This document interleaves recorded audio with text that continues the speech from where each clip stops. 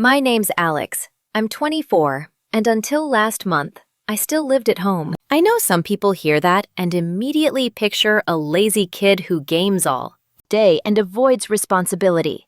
But that's not me. I've been working full-time since I was 19. Not a dream job, sure, but it pays the bills. And it's honest work. I contribute where I can. I clean up after myself, and I stay out of trouble. I'm not perfect, but I've always tried to be the easy child. The one who doesn't give my parents a reason to worry. And yet, somehow, I ended up being the one they treated like a burden. It started subtly, as these things usually do. My dad would make little comments at dinner, like, "Another slow day at work?" Even though I just finished a 10-hour shift, Mom would chime in with, "You know, your cousin Michael just got promoted. He's really going places." I'd laugh it off at first, thinking they were just trying to motivate me, but the tone got sharper over time. Then came the jokes that weren't really jokes. Dad calling me dead weight when I forgot to take the trash out one night. Mom rolling her eyes and saying, "Guess we're running a charity here," when I asked if we could eat dinner a little later so I could shower after work. Each comment stung, but I swallowed it because I didn't want to start a fight. Still, the air in the house got heavier every week. It felt like no matter what I did, it was never enough. I started staying out later after work, just to avoid being in the house, sitting at the kitchen table while they picked apart my day. My sister, who moved out years ago, would occasionally stop by and notice the tension. She'd whisper to me, "Just let them talk. They'll get over it." But they didn't. If anything, it escalated. The breaking point came at dinner one night. We were sitting around the table, eating in that thick silence I'd come to dread, when Dad put his fork down and said casually, "Starting next month, you'll pay rent if you want to stay here." I almost choked. Rent? Out of nowhere? Before I could even respond, Mom added, "Maybe it'll teach you some respect." She said it like I'd been running around breaking their rules or leeching off them, which couldn't be further from the truth. I sat there in stunned silence, pushing the food around on my plate, while my parents went back to talking like nothing had happened. My ears were ringing. It wasn't even about the money. I could afford rent. I wasn't broke. It was about what it meant. After weeks of mocking me, belittling my job, and calling me dead weight, this felt like the final shove out the door. My chest was tight, and all I could think was, so this is how they see me. Not as a son, but as a tenant. I didn't argue that night. I didn't try to defend myself. I just excused myself from the table, went to my room and sat on the edge of my bed for what felt like hours, staring at the wall. I thought about every moment that had led up to this. The sarcastic jabs, the jokes, the lectures about how I wasn't living up to my potential. I thought about how, no matter what I did, it would never be enough for them. Something inside me just clicked. I couldn't live like this anymore. By midnight, I had made my decision. I grabbed a couple of duffel bags, packed up my clothes, my laptop, and anything else I couldn't live without. I moved quietly, careful not to wake them. When I zipped the last bag shut, I stood there for a moment, staring at my half-empty room, feeling a weird mix of sadness and relief. Then I loaded everything into my car and drove away. I didn't leave a note. I didn't send a text. I just left. For a week, I stayed with a friend from work while I figured out my next steps. I kept my phone on silent because I didn't want to see whatever angry messages were surely coming my way. And then, one morning, my phone lit up with a call from Dad. I almost didn't answer, but curiosity got the better of me. When I picked up, his voice was frantic. "Alex, why is your room empty? Where are you?" I sat there, phone in hand, heart pounding, as the weight of everything hit me at once. And that was the moment I realized that leaving had rattled them more than I expected. But instead of relief, all I felt was anger bubbling up. I didn't tell them where I was. Not yet.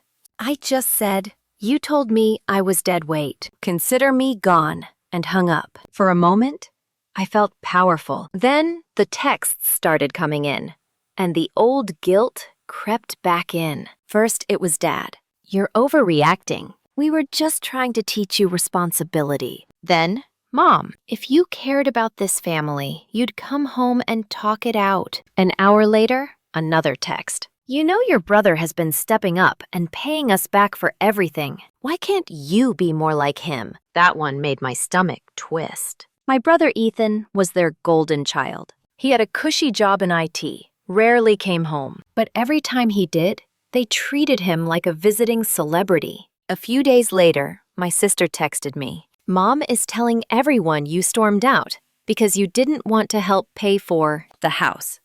She says you're being dramatic. That one stung. I hadn't told anyone where I was or why I left, but somehow I was already the villain in their version of events. I decided to stop replying altogether, which only seemed to make them more frantic.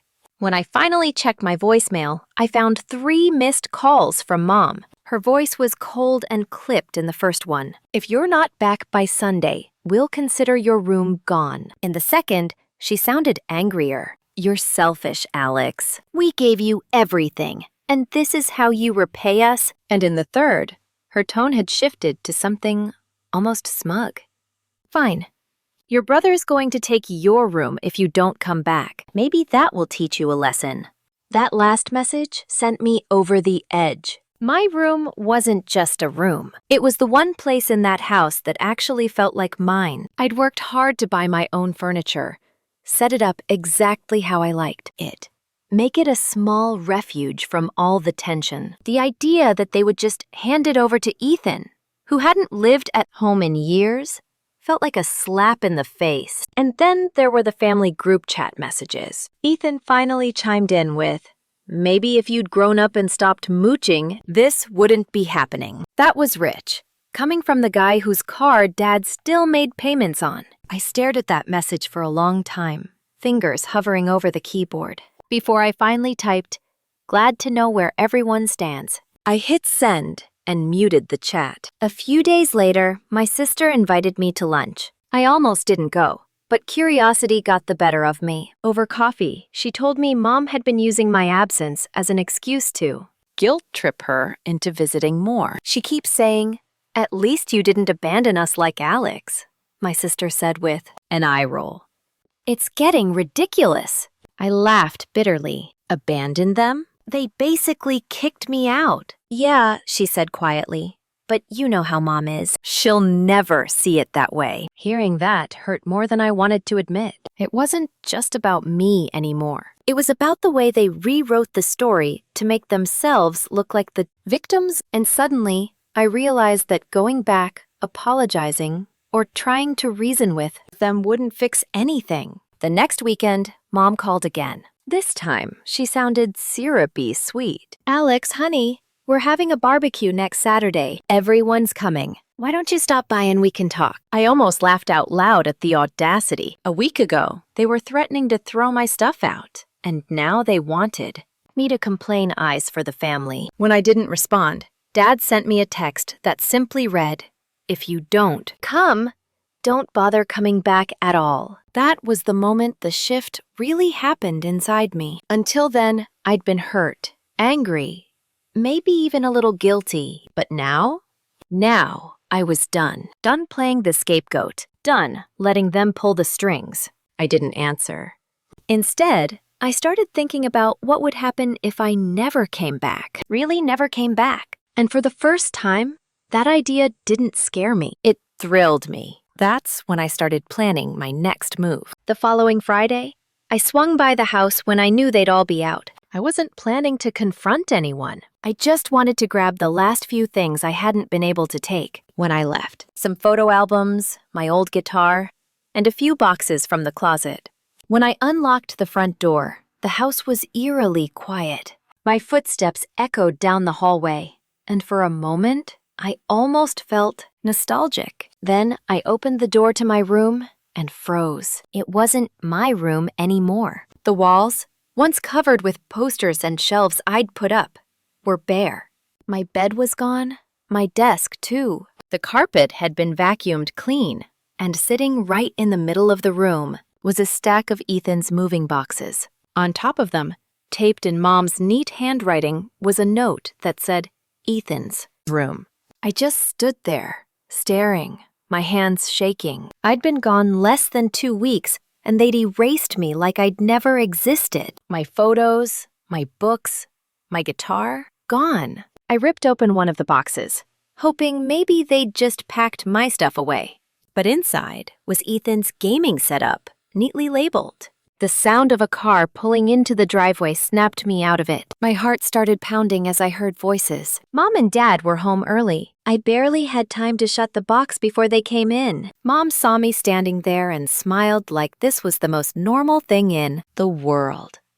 Oh, Alex, you should have told us you were coming by. I gestured to the empty room, my voice flat. Where's my stuff? Dad shrugged. In the garage. We needed to get the room ready for Ethan. He's moving back for a while. I felt like someone had punched me in the chest. You didn't even tell me. Mom tilted her head, her voice calm but condescending. Well, you made it clear you were done living here. We had to move forward. Move forward. I laughed, but there was no humor in it. You've been calling me deadweight for months. Then you kick me out. And now you just replace me? Like I was never here. Dad's expression hardened. Watch your tone. We've given you everything, Alex. This is our house and we'll do what we want with it. That was it. The moment something inside me finally snapped. I wasn't just hurt anymore. I wasn't just angry. I felt hollow, like they had taken every ounce of love I'd tried to hold onto and stomped on it. I went to the garage, found my boxes shoved against the wall, and loaded them into my car while Mom stood there, watching. Arms crossed. You're being dramatic, she said as I walked past her. I didn't reply. I just shut the trunk and drove away, gripping the wheels so hard my knuckles ached. That night, sitting on the floor of my friend's apartment, surrounded by my salvaged belongings, I let the reality sink in. My parents hadn't just asked me to grow up or contribute. They'd made it clear I was expendable, replaceable. And for the first time, I stopped hoping things would get better. I didn't just want distance anymore. I wanted something else, something that would make them feel what I'd felt, not just hurt, but powerless. Because if they thought I was dead weight, they hadn't seen what I could do when I stopped holding back. And that was when the idea for how to hit back started to form. The days after clearing out my things were the hardest. For the first time in my life, I felt truly untethered. No one would ever have my back. I crashed on my friend Marco's couch for almost 3 weeks, trying to piece myself together, while still going to work every day and pretending nothing was wrong. Work, I'd throw myself into long shifts just to keep my mind off everything. But every time I clocked out, the reality hit me all over again. I'd sit in the break room, scrolling through my phone, staring at the family. Group chat still muted, reading message after message from my parents and Ethan about family dinners, barbecues, and celebrating new beginnings. They weren't even pretending to miss me anymore. One night, after a brutal double shift, I got back to Marco's place to find him asleep and the living room dark. I stood there for a long time, staring at my duffel bag shoved against the wall. That was all I owned now, really. A couple bags of clothes and a few boxes in the corner. Everything else, the room I'd built, the life I'd tried to have, was gone. I sat on the floor, knees pulled up to my chest, and for the first time since leaving, I broke. Not just a couple of tears, but full-on quiet sobbing that I had to muffle in my sleeve so I wouldn't wake Marco. It wasn't just sadness. It was grief. Grief for the version of me that still believed my parents would come around someday. That if I just worked hard and kept my head down, they'd see me as enough. The next morning, I woke up with puffy eyes, but a strange kind of calm. It was like my brain had finally burned through all the denial, all the hurt, all the wishing for things to be different. I wasn't going back. Not ever. If they wanted Ethan to be their golden child, fine. Let them have him, but letting go didn't mean letting them walk all over me. I started working extra hours, not just because I needed the money, but because I had a goal now. Every paycheck, I put aside as much as I could. I cut back on everything. No takeout, no random splurges, just saving and grinding. On my days off, I researched apartments, roommates, even tiny studio spaces I could rent short-term. I wanted my own place, even if it was small, even if it was barely furnished. Somewhere I could shut the door and know nobody could take it from me. At the same time, I started quietly pulling back from my family in every other. Wait! I didn't answer calls, didn't react to their group chat messages, didn't take the bait when Ethan tried to send me updates about how he'd fixed up my old room. I didn't tell them where I was living, and I sure didn't tell them where. I was working. For the first time in my life, I was truly out of their reach. And in that silence, something started to shift inside me. Instead of imagining going back to make peace, I started imagining what it would look like to build a life completely on my own terms. And the more I pictured it, the job, the apartment, the independence, the more determined I became. Then, just when I felt like I was finally starting to climb out of the hole, Mom called one last time and left a voicemail that made my stomach twist. Her voice was cheerful, almost sing-songy. Just so you know, Alex, we've gone through the garage and donated most of what you left behind. You won't need it anyway, right? You've moved on. That was the last straw. I sat there staring at my phone, and instead of crying, I smiled. A cold, humorless smile. They thought they could erase me from their lives like I was some old piece of furniture to be thrown out. Fine. But if they were going to erase me, I was going to make sure they felt the weight of that decision in a way they wouldn't forget. And that's when the real plan started to take shape. Things began to shift slowly at first, almost too subtly to notice. Within a month, I had moved out of Marco's place and into a small studio apartment. It was nothing fancy. Barely big enough for a bed, a small table, and my laptop. But it was mine. Every time I locked the door behind me, I felt a rush of relief. No one could barge in. No one could lecture me. No one could tell me what to do with my own space. That feeling of control became addictive. I started getting serious about my finances. Not just saving, but planning. I tracked every dollar, cut out unnecessary spending, and picked up extra shifts whenever they were available. It wasn't glamorous, but watching my savings grow was empowering. It was proof that I didn't need anyone to prop me up. Meanwhile, something unexpected started happening at work. My manager noticed the extra hours I'd been putting in and started trusting me with more responsibility. I was no longer just the guy who clocked in and out. I was training new hires, managing small projects, even covering for supervisors when they were out. Within 3 months, I got a raise. I celebrated by buying a second-hand couch and a real bed frame. Small victories, but they made the apartment feel like a home. The best part was how quiet everything was. No more dinner table jokes at my expense. No more snide remarks about my job. No more constant comparisons to Ethan. For the first time, my life was mine alone. And I could feel myself getting stronger, emotionally and mentally. I stopped checking the family group chat entirely. At first, it was hard. I'd open it by habit, half expecting some new comment meant to guilt trip me. But eventually, the silence became comforting. I didn't need their validation anymore. And that's when I started thinking bigger. One night, I sat down with a notepad and wrote out everything I wanted. Not just short-term goals, but the kind of life I'd never thought I could have before. A better job, a car that was fully mine, paid off, a place bigger than this studio, maybe even one day a house. The more I wrote, the more focused I became. And with every paycheck, every extra shift, every small win at work, I got closer to that version of myself. By the time 6 months had passed, I barely recognized the person I had been.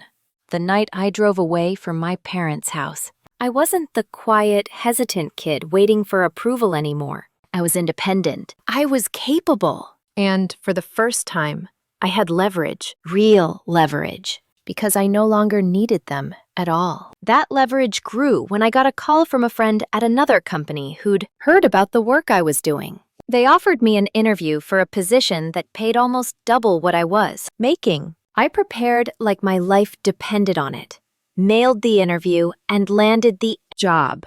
The first paycheck from that new job felt like holding a key to a completely different future. I upgraded my apartment to a bigger one-bedroom with sunlight streaming in through the windows, a kitchen I could actually cook in, and space to breathe. And while my life was rising, my parents' calls were getting stranger. Occasionally, I'd get voicemails from Mom saying things like, "You never come by anymore." It's like you've forgotten where you came from. Or from Dad grumbling about how hard things have been with the mortgage. There was a time when that would have made me feel guilty. Now, it only fueled the quiet resolve building inside me. They were starting to realize I wasn't coming back on their terms. And I was starting to realize that maybe, just maybe, there was a way to make them feel every ounce of the hurt they'd put me through. Because by now, I had the stability, the money, and the freedom to do something they'd never see coming. And that's when I decided it was time to stop just moving on and start turning the tables. The real turning point came one rainy afternoon when I ran into my sister at the grocery store. She was surprised to see me. We hadn't spoken face to face since I left. At first, it was awkward, but then she sighed and said, "Look, I don't know if anyone's told you, but Mom and Dad have been really struggling. The mortgage is eating them alive. They were counting on you paying rent to help keep up with it." I blinked. "So that's what this was about." She nodded, looking guilty. "Yeah, Dad refinanced the house last year to help Ethan with his business loan. And now the payments are higher. They won't admit it, but they're stressed. That's why they were so hard on you. They thought if they pushed you, you'd step up." Hearing that didn't make me feel sorry for them. If anything, it made me angrier. So they hadn't just wanted me to pay rent out of principle. They'd wanted me to bail them out of a financial mess they created for Ethan. That piece of information changed everything. After that conversation, I started paying attention. I asked a few subtle questions around mutual family friends, and what I learned was enlightening. Ethan's business hadn't taken off the way he bragged it had. He was still living at home because he couldn't afford a place of his own. And from what I gathered, Dad was covering more than just his car payments. Suddenly, all the pressure, all the guilt tripping, all the lectures about me being dead weight made perfect sense. They weren't just trying to teach me responsibility. They were trying to keep me on the hook to subsidize Ethan's lifestyle. And now that I had my own place, my own money, and no ties to their house, I realized I had something they didn't. Independence. I started documenting everything: texts, voicemails, even screenshots of the family group chat where they talked about getting Alex to pay up. At first, I wasn't sure what I was going to do with it, but it felt good to have proof, to see it all laid out in black and white. Then came the moment that sealed the deal. I got a call from my dad one evening. His tone surprisingly